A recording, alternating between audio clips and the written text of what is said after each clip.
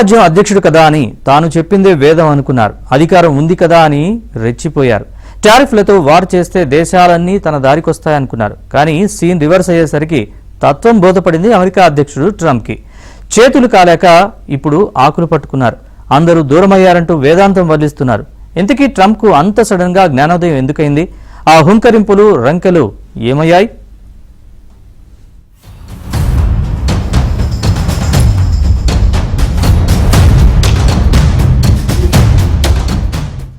రెండోసారి అధ్యక్ష పీఠం ఎక్కగానే తాను ప్రపంచానికే సుప్రీం అనుకున్నారు. తాను ఏది చెబితే అది జరగాలని ఫీల్ అయ్యారు. ప్రపంచ దేశాలన్నీ తన మాటకు జీ హుజూర్ అనాలని అనుకున్నారు. కానీ తన మాట చెల్లకపోయేసరికి ప్రతి వ్యక్తిని దేశాన్ని బెదిరించడం మొదలు పెట్టారు. అయినా అనుకున్నది సాధించలేకపోయారు. భారత్ సహా పలు దేశాలన్నీ ట్రంప్ ను లైట్ తీసుకున్నాయి. పక్కకెళ్లి ఆడుకో అన్నట్లుగా తీసి పడేశాయి. టారిఫ్ల మోత మోగిస్తే దారికొస్తాయనుకుంటే భారత్, రష్యా, చైనా భాయి భాయి అంటూ చేతులు కలిపేశాయి. మరింత దృఢంగా స్నేహాన్ని పెనవేసుకున్నాయి. దీంతో ట్రంప్నకు తత్వం బోధపడింది. అంతా జరిగిపోయాక, చేతుల్లో నుంచి అంతా చేజారిపోయాక భారత్తో సంబంధాలపై ట్రూత్ వేదికగా ట్రంప్ కీలక వ్యాఖ్యలు చేశారు. అమెరికాకు భారత్ దూరమైందని ఆవేదన వ్యక్తం చేస్తూ పోస్టు పెట్టారు. మోదీ, జిన్పింగ్, పుతిన్ కలిసి ఉన్న ఫోటోను షేర్ చేశారు. భారత్ తో పాటు రష్యాకు కూడా దూరం అయ్యాయని, కుట్రబుద్ధి ఉన్న చైనాకు రెండు దేశాలు దగ్గరయ్యాయన్నారు. భారత్, రష్యా, చైనా మైత్రి చాలా కాలం కొనసాగొచ్చంటూ ట్రంప్ జోస్యం చెప్పారు.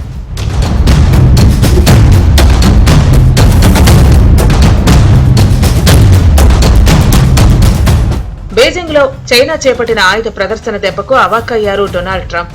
చైనా అధినేత జిన్పింగ్, రష్యా అధ్యక్షుడు పుతిన్, ఉత్తర కొరియా అధినేత కిమ్ ఒకే వేదికపై కనిపించడంతో ట్రంప్ కలవరపాటుకు గురయ్యారు.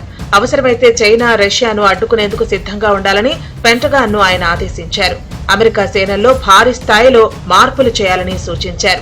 I've already done that with regard to India, and we're doing it with regard to other things. And I put out a truth last night. You saw that, and I was the one that brought it up. I said they're only doing this. They're looking to when they did what they did. I thought it was a beautiful ceremony. I thought it was very, very impressive.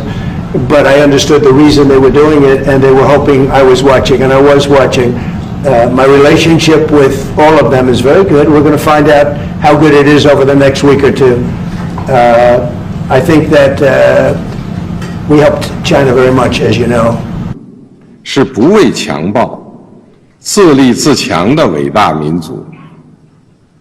当年面对正义与邪恶、光明与黑暗、进步与反动的生死较量，中国人民同仇敌忾，奋起反抗，为国家生存而战。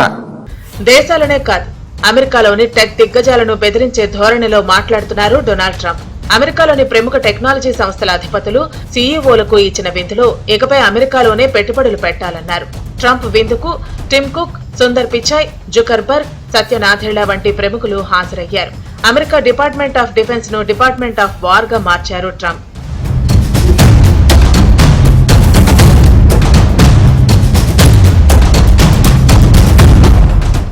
గతంలోలా బెదిరిస్తామంటే ఇప్పుడు కుదిరే పని కాదు. China, Russia, India లాంటి దేశాలు అస్సలు లెక్క చేసే పరిస్థితిలో లేవు. అధికారం, సంపదతో పాటు మరేదీ శాశ్వతం కాదని అమెరికా గుర్తించాలి. అమెరికా దీనికి మినహాయింపు కాదు. 80 ఏళ్ల క్రితం బ్రిటన్ ప్రపంచంలోనే సర్వశక్తివంతమైన దేశం. రవి అస్తమించిన సామ్రాజ్యాన్ని ఏలింది. ప్రపంచ సంపదలో ఆ దేశానికి 20% కంటే ఎక్కువ వాటా ఉండేది. మానవాళిలో 4వ వంతుకు పైగా జనాభా బ్రిటిష్ సామ్రాజ్య పాలనలో ఉండేది. కొత్త పరిశ్రమలు, వినూత్న ఆవిష్కరణలన్నీ ఇంగ్లాండ్ నుంచే వచ్చేవి. యుద్ధాల దెబ్బకు బ్రిటన్ దెబ్బతింది. మనకు స్వాతంత్రం వచ్చేనాటికే బ్రిటన్ ఒక మామూలు దేశంగా మారిపోయింది. ఫ్రాన్స్, స్పెయిన్ పరిస్థితి కూడా అంతే.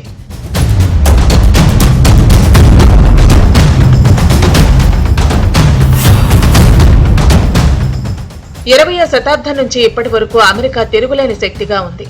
డాలర్ను ప్రపంచ ఆర్థిక వ్యవస్థలో ప్రధాన కరెన్సీగా మార్చి ఇతర దేశాలపై తన ప్రభావాన్ని చూపుతోంది అమెరికా. దీంతో ఎక్కడలేని అహంకారంతో ఉంది యుఎస్. అయితే అమెరికా సైతం ఇప్పుడు అనేక సవాళ్లను ఎదుర్కొంటోంది. దేశంలో రాజకీయ అస్థిరత పెరుగుతోంది. ప్రజల్లో అసంతృప్తి పెరుగుతోంది. అమెరికాలో ధనిక పేదల మధ్య అసమానతలు ఆందోళనకర స్థాయికి చేరాయి. జాత్యహంకారం, వర్ణ వివక్ష ఇంకా పూర్తిగా అంతరించలేదు. ఫలితంగా అమెరికా ప్రజలు ఎన్నడూ లేని విధంగా తమ ప్రభుత్వాలపై నమ్మకం కోల్పోతున్నారు. విదేశీ సంబంధాలలో కూడా అమెరికా పరిస్థితి మునుపటిలా లేదు. చైనా, భారత్, బ్రెజిల్, టర్కీ లాంటి దేశాలు వేగంగా ఎదుగుతున్నాయి. ఆసియా, లాటిన్ అమెరికా, ఆఫ్రికా దేశాలు సైతం విజృంభిస్తున్నాయి.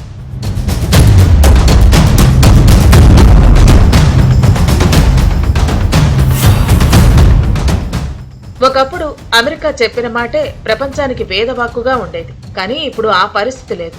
అనవసర గొప్పలకు పోతే అమెరికాకే నష్టం వస్తుంది. నిజమైన నాయకత్వం అనేది సైనిక బలంపై కాకుండా న్యాయం, సమానత్వం, మానవతా విలువలపై ఆధారపడి ఉంటుందన్న విషయాన్ని ట్రంప్ పూర్తిగా మర్చిపోయారు. ఈ విషయం ఇప్పుడిప్పుడే ట్రంప్నకు అర్థమవుతోంది. ఏం కోల్పోయారో, ఏం కోల్పోతున్నారో, ఇంకా ఏం కోల్పోబోతున్నారో అర్థమవుతూ ఉంది. కానీ ఇప్పటికే చాలా ఆలస్యం అయిపోయింది. మరి చాలా లేటుగా మేల్కొన్న ట్రంప్ తాను చేసిన తప్పిదాన్ని సరిదిద్దుకోవడానికి ఎలాంటి చర్యలు తీసుకుంటారో, మళ్లీ భారత్కు దగ్గర పడటానికి ఎలాంటి ప్రయత్నాలు చేస్తారో అన్నది ఇప్పుడు ఆసక్తికరంగా మారింది.